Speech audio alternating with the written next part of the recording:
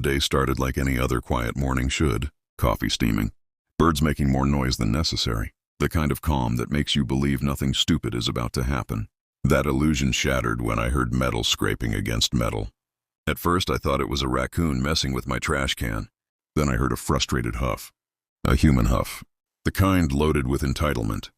I stepped onto my porch and nearly spilled my coffee. There she was.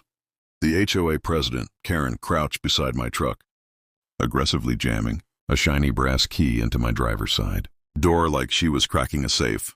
She twisted it hard, paused, twisted again, then glanced around as if the lock itself had personally betrayed her. "What are you doing?"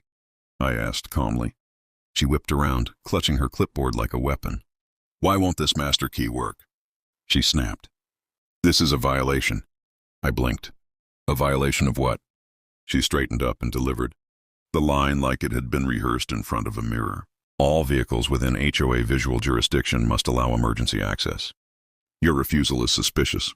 I hadn't refused anything. I hadn't even spoken yet. She tried the key again. Nothing. Her face tightened, like reality was inconveniencing her. Then she did something truly unbelievable. She pulled out her phone and called 911. "Yes, hello," she said loudly, making sure I could hear. "There's a non-compliant male preventing a mandatory HOA safety inspection on his vehicle." She pointed at me while saying it, like I was stealing my own truck. What Karen didn't know, what made this moment almost poetic, was that the non-compliant male she was reporting was the county sheriff. I let her talk. Years in law enforcement teach you that when someone is spiraling, the smartest thing to do is stay quiet and let them keep digging. When dispatch asked for clarification, she doubled down. Claimed I was obstructive. Claimed I was hiding something. Claimed my truck was a threat. By the time the responding deputy arrived and realized who I was, Karen's confidence collapsed in real time. Her mouth opened, closed, opened again. No sound came out. She muttered something about miscommunication and stormed off without apologizing. I thought that would be the end of it. I was wrong, because that wasn't embarrassment. That was ignition. I didn't know it yet, but calling 911 on the sheriff wasn't Karen's worst mistake. It was just the first move in a much bigger plan. To understand why Karen escalated the way she did, you have to understand one critical detail. My house sits just outside the HOA's legal boundary, close enough for her to see, too far for her to control. And that technicality haunted her. When I first moved in, she didn't introduce herself with cookies or a welcome smile. She marched up my driveway with a clipboard tucked under her arm, like a prosecutor preparing charges. "Law enforcement vehicles cause unnecessary alarm," she said, nodding at my patrol truck. "You'll need to park that somewhere else." I actually thought she was joking. I explained, politely, that the truck was legally registered, legally parked, and none of her business. She smiled. Not a friendly smile. The kind people smile when they're already planning revenge. A few days later, I found a paper tucked under my windshield wiper. "Unauthorized government imagery visible from public view. $45 fine." She meant the sheriff's badge. I laughed and saved it. That became a habit. Over the next year, the fines multiplied. Tire tracks after rain, unauthorized terrain modification, chrome reflecting sunlight, visual intimidation, parking in my own driveway, excessive vehicle presence. But everything changed the day she asked for my car keys. "For emergencies," she said sweetly. I looked her dead in the eye. "No." The word hit her like a slap. She blinked, straightened her posture, made a note on her clipboard. "We'll revisit this." That was the moment I should have known what was coming. Fast forward to the morning she tried unlocking my truck with a fake master key. After that humiliation, most people would have backed off. Karen didn't. She escalated. The very next morning, neon flyers appeared everywhere. Mailboxes, lampposts, trash bins, screaming about a non-compliant vehicle threatening community safety. By evening, there was a yellow notice on my windshield.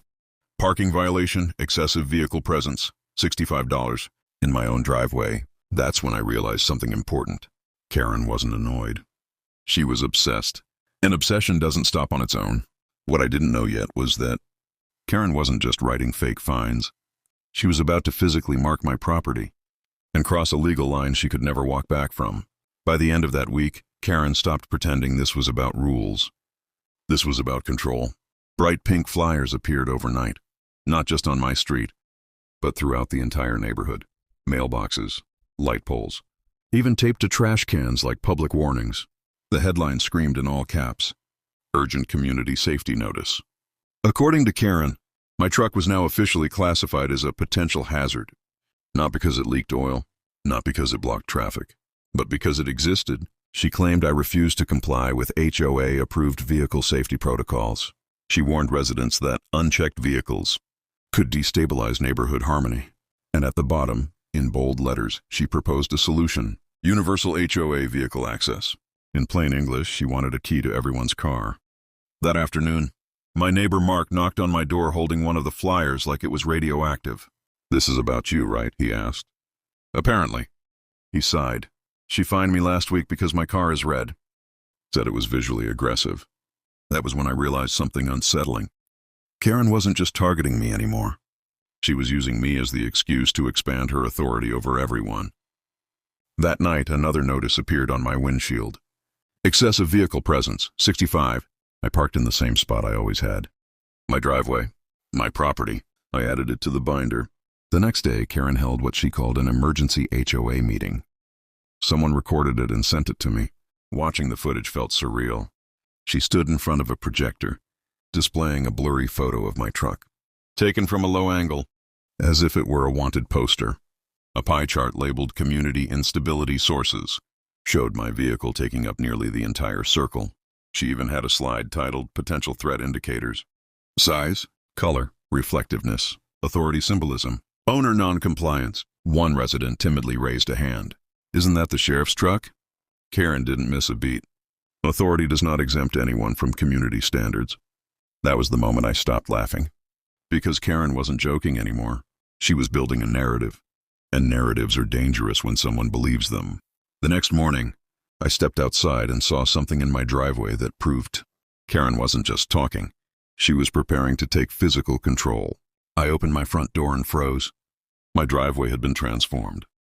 2 perfectly straight rows of neon orange flags lined the pavement, stretching from the street to my truck like a ceremonial runway. Each flag fluttered proudly in the breeze, stamped with the same message: vehicle access claim pending, gate under review. A gate. Karen was planning to block my driveway. I crouched down and examined the flags. Fresh footprints circled them, unmistakably hers. Same stride, same orthopedic sandals. She'd done this herself. This wasn't reaction. This was planning. I photographed everything: the spacing, the placement, the way the flags crossed property lines she had no authority over. Right on cue, my phone buzzed. "Mark, dude, check your driveway. She's lost it." I sent him the photos. His response came instantly. "She's building runways now?" I barely finished laughing before I heard it. The clack, clack, clack of her sandals approaching. Karen appeared at the bottom of my driveway, clipboard hugged to her chest like a sacred text. "Good morning," she said tightly. "I'm sure it is," I replied, holding one of her flags. She adjusted her sunglasses. "You've discovered the preliminary markers on my property. Property lines are fluid when safety is involved," she said dismissively. Fluid. She explained that the HOA had initiated a vehicle access evaluation, and that my refusal to provide keys had forced her hand. "You're trespassing," I said calmly. "Not yet," she replied. That word stuck with me. Not yet. She proudly announced she'd draft an amendment, placing all vehicles within visual proximity of HOA land under shared authority. "That's illegal," I said. She smiled. "We'll see." I took photos of her standing among the flags. She stiffened. "You're intimidating me." "No," I replied. "I'm documenting." She stormed off. And that's when I knew Karen wasn't backing down. She was escalating towards something irreversible. That afternoon, Karen tried to make my truck disappear and dragged an innocent tow driver into her delusion. I was pulling back into my driveway when I noticed the tow truck parked nearby. The driver stood beside it, staring at a piece of paper like it was written in another language. I stepped out. "Everything okay?" He looked at me, then at the paper, then back at my truck. The HOA said this vehicle was abandoned." "Abandoned? I drove it yesterday," I said calmly. He frowned. "She also said the owner was refusing safety inspections." I pointed to the sheriff's emblem on the door. "I'm the owner." The color drained from his face. "Oh," he said softly. "She didn't mention that." "I'm sure she didn't." He folded the paper like it was cursed and climbed back into his truck. He left fast. I stood there staring at my driveway, the flags, and the growing insanity. Karen wasn't just writing fake fines anymore. She was trying to create a false reality where I was the problem, the danger, the justification for her authority. That evening I removed every single flag, one by one. I photographed the bare ground and boxed the flags up, labeling them evidence. Because this had stopped being a neighbor dispute. This was deliberate escalation, and from experience I knew exactly what came next. When people lose control, they don't retreat. They overreach. The next morning, Karen crossed from harassment into criminal territory and locked. My truck in place to prove it. I stepped outside the next morning expecting more flyers. What I didn't expect was metal. A massive yellow wheel clamp was locked onto my front tire like some medieval punishment device. Bright warning stickers covered it, screaming, "Non-compliant vehicle, HOA impound." For a few seconds I just stared. Then I laughed. Not because it was funny.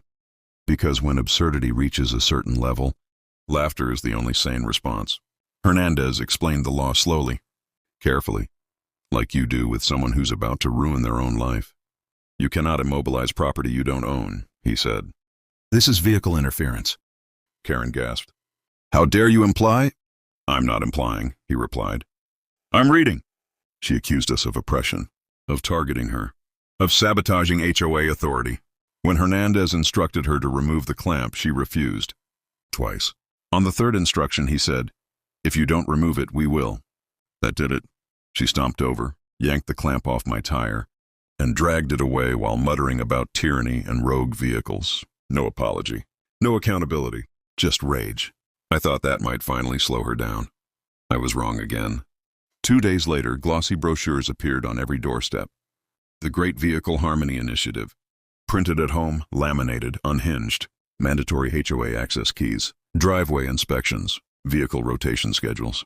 Fines for visually disruptive silhouettes. She fined me 13 times that week. Parking too confidently. Vehicle presence exceeding comfort threshold. License plate numerically aggressive. Shadow length excessive.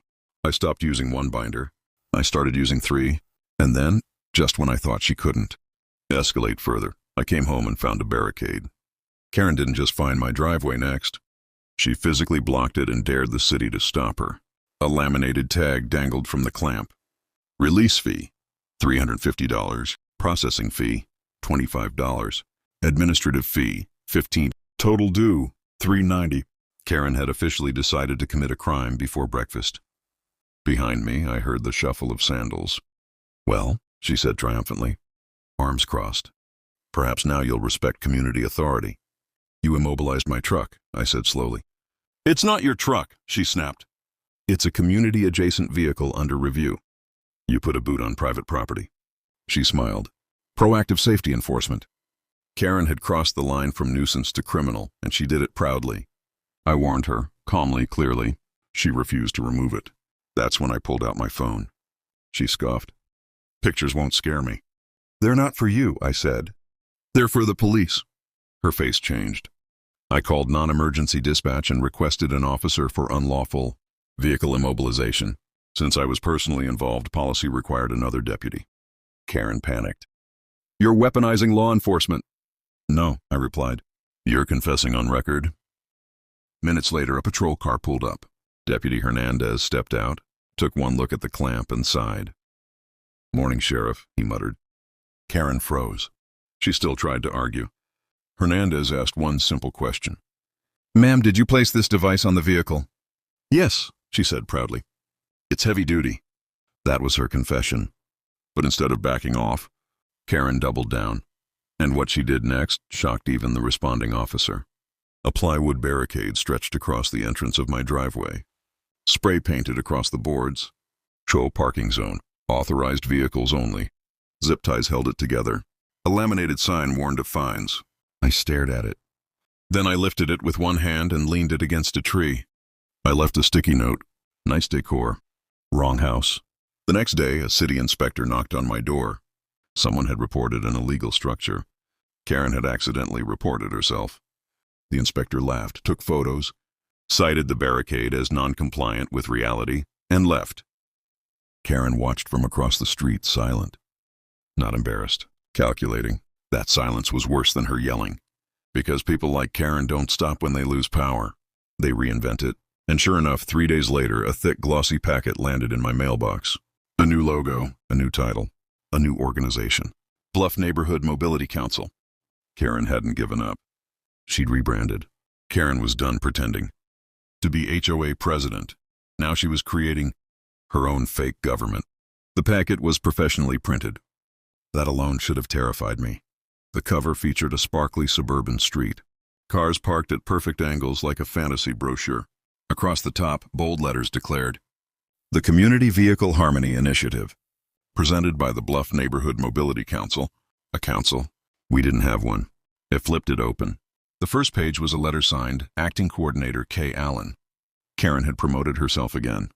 According to the document, recent vehicular disturbances required immediate intervention. Mandatory vehicle registration. Emergency access key submission. Driveway inspections without notice. Mandatory. At the back was her favorite part. Payment.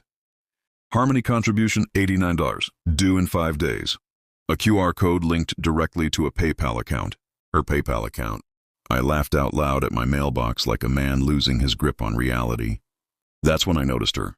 Karen stood across the street beside her Prius, wearing a navy blazer and a fake earpiece that wasn't connected to anything.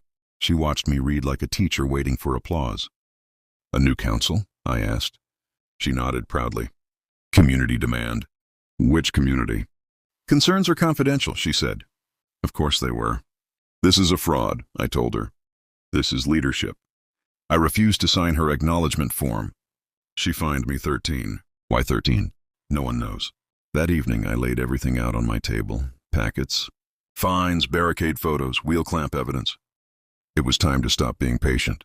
By morning, Karen's fantasy council would attract real law enforcement, and she wouldn't like which side they were on. The next knock on my door wasn't Karen. It was Jill, one of the HOA board members. She looked exhausted. "She's out of control," Jill whispered. "She wants weekly driveway inspections now." I nodded. "I know." "We want to remove her," she said. "But we need proof." I gestured toward my dining table. Jill's eyes widened. "How many binders is that?" "Plural," I replied.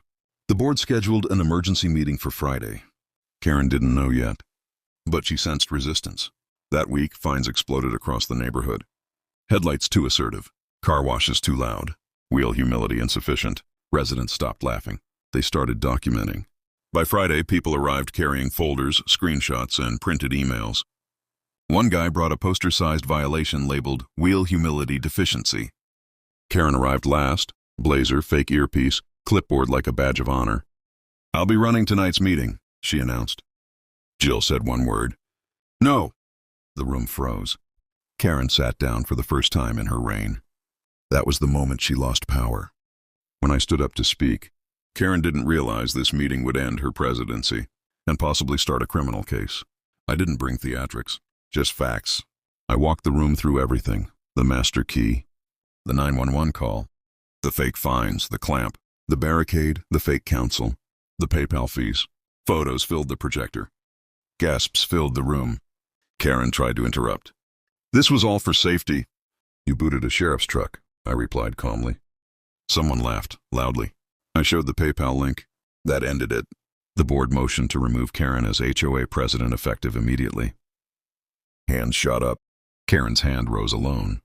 The vote passed. She screamed, declared the community would collapse without her. She stormed out shouting, "This isn't over!" And she was right. Because removal didn't stop her. It unchained her.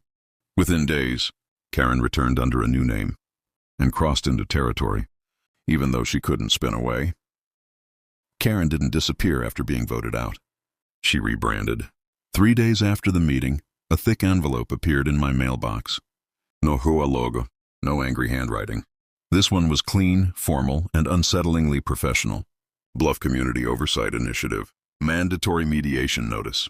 Inside was a demand to attend a compliance session regarding vehicle harmony violations. Failure to appear, it warned, could result in further corrective action. Signed at the bottom. Acting Coordinator K. Allen. She hadn't accepted removal. She'd reinvented herself as a government-adjacent authority. There was also a contribution form, Suggested payment, $140. And yes, another QR code. Her PayPal. Again. I took photos of everything and forwarded them to Deputy Hernandez. His response came fast. This is impersonation territory. That night, my security camera triggered, 11:47 p.m. I checked the feed and felt my stomach tighten. Karen stood at the edge of my driveway wearing a reflective vest, gloves, and a clipboard. She carried a tape measure and something that looked suspiciously like a stud finder. She was measuring my truck. At midnight, I stepped onto the porch.